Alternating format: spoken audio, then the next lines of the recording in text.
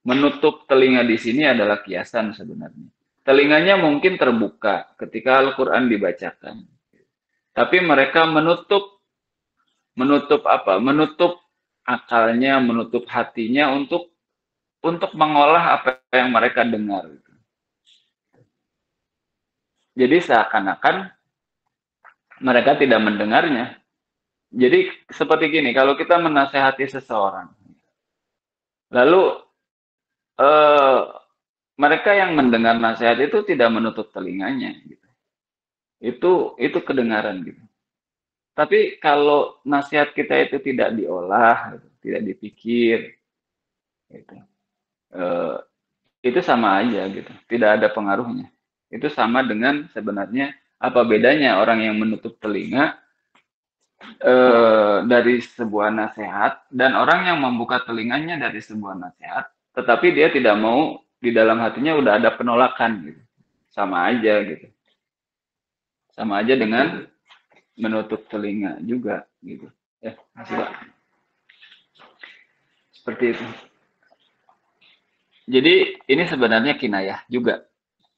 Tidak tidak secara letterlek bahwa mereka orang-orang munafik itu setiap kali mendengar Quran mereka tutup telinganya, enggak.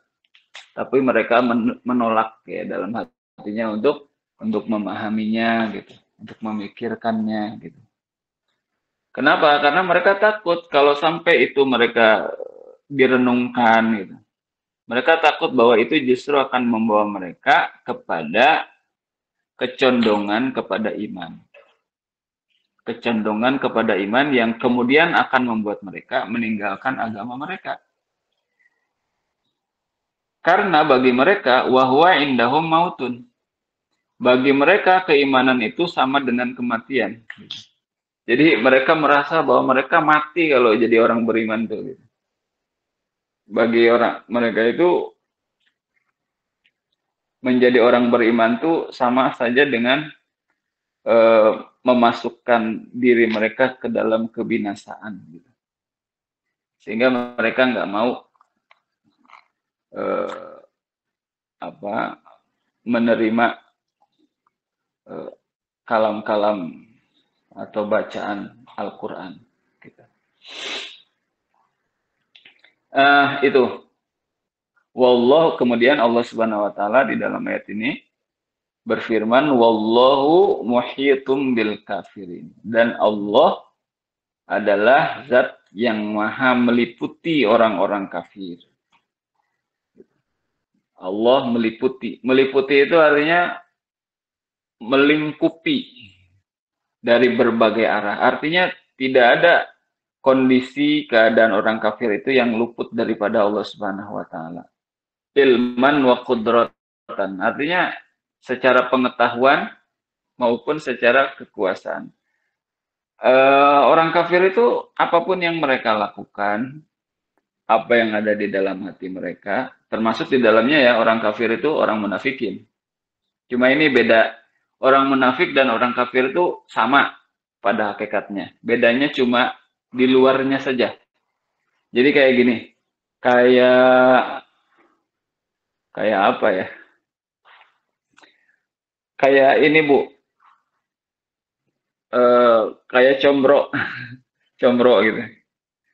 Combro itu misalnya eh, ada yang di luarnya dikasih pedas gitu ya, di kulitnya dikasih combro kan, combro itu ya, ya combro lah.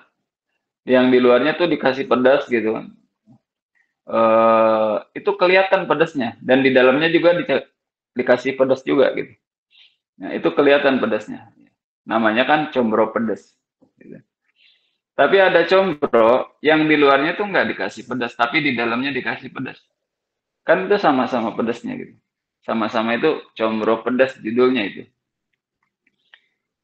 Jadi kayak gitu, kalau orang kafir itu yang diibaratkan combro mah, combro yang di dalamnya pedas, ya. Di luarnya juga menampakkan kepedasannya gitu. Tapi orang munafik itu kayak combro yang di luarnya tah nggak dikasih pedas, kayak disebutnya combro ranjau. Di apa namanya, di luarnya nggak pedas gitu, tapi di dalamnya itu sangat pedas. Jadi statusnya sama sebenarnya, sama-sama combro pedas. Nah, oleh di sini Allah Subhanahu Wa Taala bilang, wallahu muhitum bil kafirin. Allah Subhanahu Wa Taala berfirman, wallahu muhitum bil kafirin. Allah maha meliputi orang-orang kafir, yang mana isinya adalah orang kafir dan orang munafik. Ilman secara pengetahuan, artinya pengetahuan Allah itu meliputi mereka. Apa yang mereka lakukan, apa yang mereka katakan, apa yang mereka pikirkan, apa yang mereka rasakan, apa yang mereka itikadkan, Allah tahu. Tidak ada yang tersembunyi tentang mereka itu dari Allah Subhanahu wa Ta'ala. Jadi pasti semuanya akan diperhitungkan. Semua perbuatan mereka itu pasti akan diperhitungkan, pasti akan dibalas gitu oleh Allah Subhanahu. Ada perhitungannya. Wa qudratan, dan secara kekuasaan, artinya Allah Maha Kuasa.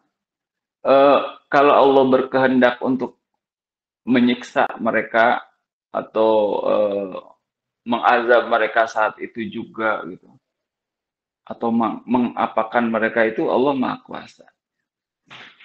Tidak ada yang yafutunahu, tidak ada yang terlepas dari ilman wa qudratan. Ilmullahi wa qudratihi, tidak ada yang terlepas dari itu. Itu Allah. Jadi itu udah Allah meliputi mereka dan mereka tidak terlepas dari dalam lingkupan Allah Subhanahu wa Ta'ala secara ilmu dan secara kekuasaan. Yang mana pada dasarnya ya Allah Subhanahu wa Ta'ala itu ilman wa qudratan muhitun, bukan cuma muhitun bil kafirin ya, muhitun bil mukminin juga gitu. Tapi ini untuk menegaskan bahwa apa yang mereka perbuat, orang-orang munafikin, orang-orang kafirin perbuat, itu Allah Subhanahu wa Ta'ala tahu, dan itu pasti akan dibalas. Pasti ada perhitungannya semuanya. Dan Allah Subhanahu wa Ta'ala Maha Kuasa untuk melakukan apa yang dikehendaki, oleh Allah Subhanahu wa Ta'ala, apa yang dikehendaki olehnya. Seperti itu. Nah,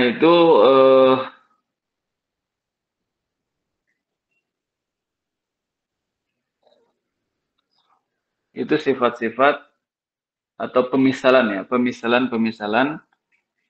orang-orang munafikin. Sampai di sini ada yang bertanya mungkin? Kita tuh sampai jam berapa ya, Bu? Jam atau bebas? Halo, Ibu-ibu hadir? Hadir. Hadir ya? Saya mau tanya. Oh iya, mangga. Tapi ini pertanyaan yang minggu lalu. Sini kalau nggak salah dikatakan bahwa menurut Imam Jalaluddin, guntur adalah suara malaikat.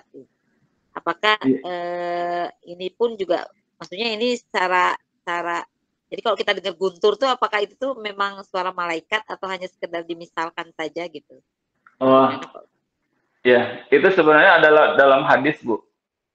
Dikatakan dalam hadis, ya, bahwa guntur itu adalah suara malaikat. Gitu. Oh, gitu. Ya, cuma kalau kajiannya secara ilmiah ya, itu katanya kan tubrukan partikel-partikel yang naik ke atas itu.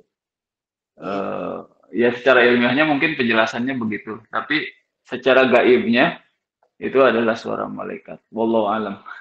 Tapi itu hadis yang menyebutkannya seperti itu. Oh, jadi kita sebagai umat Islam harus meyakini bahwa itu adalah suara malaikat, seperti itu ya Pak Ustadz ya? Ya, suara malaikat. Oh, gitu. Sesuai dengan hadis Rasulullah SAW. Gitu. Ya. Terima kasih Pak Ustadz. Baik, sama-sama.